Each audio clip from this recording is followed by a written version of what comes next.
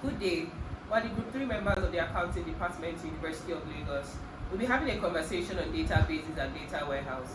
From my extreme right, we have Chukwuemeka Nnachi, Dosunmu, Raulat Sulaimon, Anifowoshe. and I'm Peace Babalola. Data is very important in our businesses today.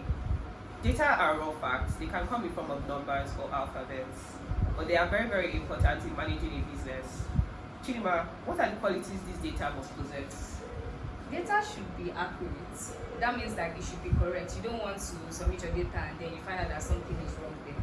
And it also should be complete, meaning that it should have everything you need. It should also be timely. Data should be reliable and data should be relevant. Thank you. Raulat, where can we source this data from? Thank you, Pete, for that question. Your data can be sourced internally or externally. Internal data from within the organization, like market records, and you can also source for data from external parties, like news publications. Thank you. Kehinde, is it relevant to have a database as a business, and why?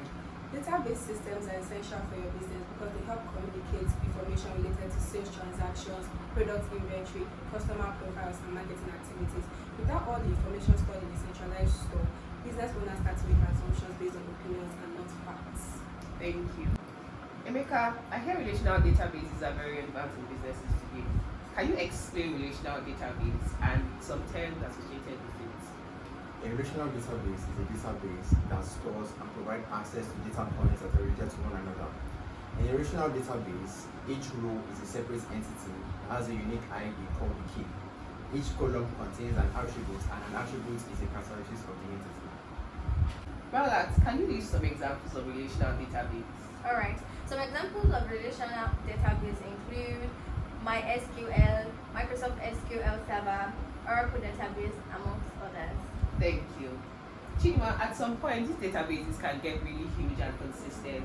How can we manage this database to ensure that we are getting the desired results from them?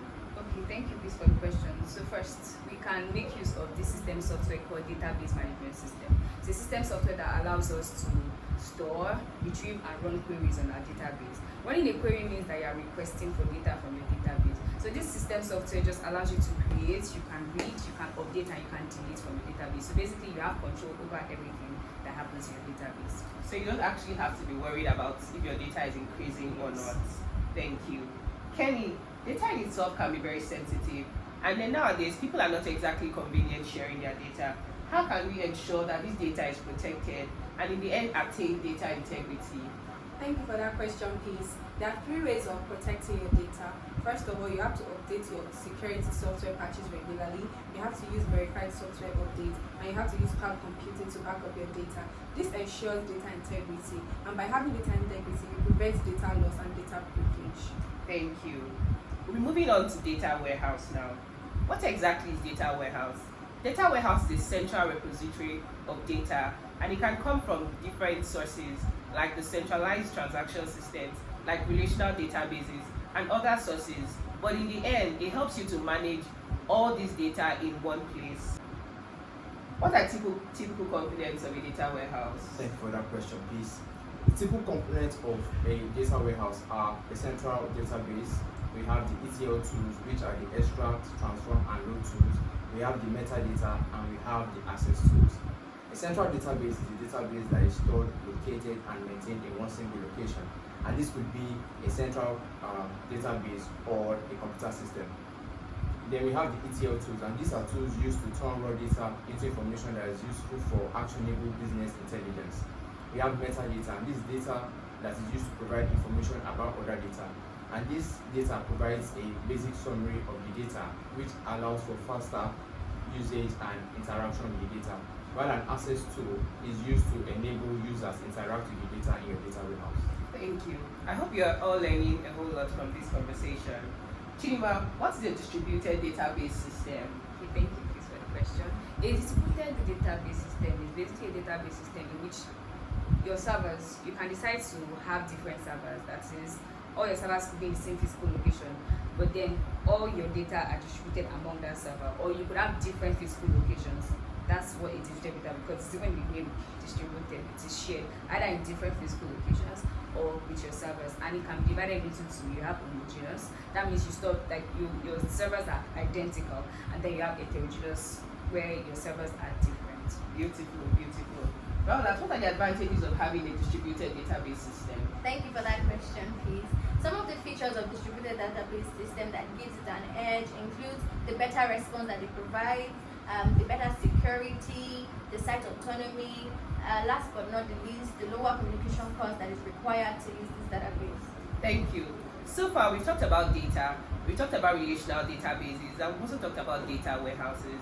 We're moving on to some terms that will help you to better understand the conversation we've been having so far. I'll be starting with the shadow systems. What are shadow systems? Shadow systems are systems or processes, right, that an organization uses to communicate. But then these systems, these structures are not exactly approved by the IT team. What do I mean by that? An app like your Slack might not exactly be approved by the IT group because they want to be able to have a good understanding of how your data is being processed. But then, due to the bureaucracy in the systems that are being provided by the organizations, some departments decide to use some structures that are not exactly authorized by the organization. That's what we understand by shadow systems. Chidinma, what do you understand by master database management? Master database management is basically when the organization decides to store the information of the customers uniformly. So they have to make sure that all the components of their database work hand in hand to make sure that it is not different for different customers. Basically, that's what it's. Nice. Raulat, who are data stewards? Alright, data steward is an oversight or data governance role within the organization. They are responsible for ensuring the quality and the fitness for purpose of the organization's data asset. Wow. Kehinde, databases without boundaries. What can you say on that? Okay, databases without boundaries are types of database where people outside the organization enter and manage database. For example, Facebook, Instagram, they are not the ones inside the organization that are managing it, but because they are outside, they can easily manage what they put on the site. And also, they have strong ownership over what they put on the site. For example, anybody that posts on Instagram will have strong ownership over what they are posting and what other people are doing. Thank you. And then these databases have stakeholders. Emeka, can you please buttress further on that? Some of the stakeholders that we have in the data warehouse includes the project development team, we have the marketing department, we have the business intelligence staff, we have the project managers, we even have the cyber security team, among many others. Thank you for joining us on this conversation. We hope you learned a lot, and we can't wait for you to apply all that you have learned in this video. Till next time, bye.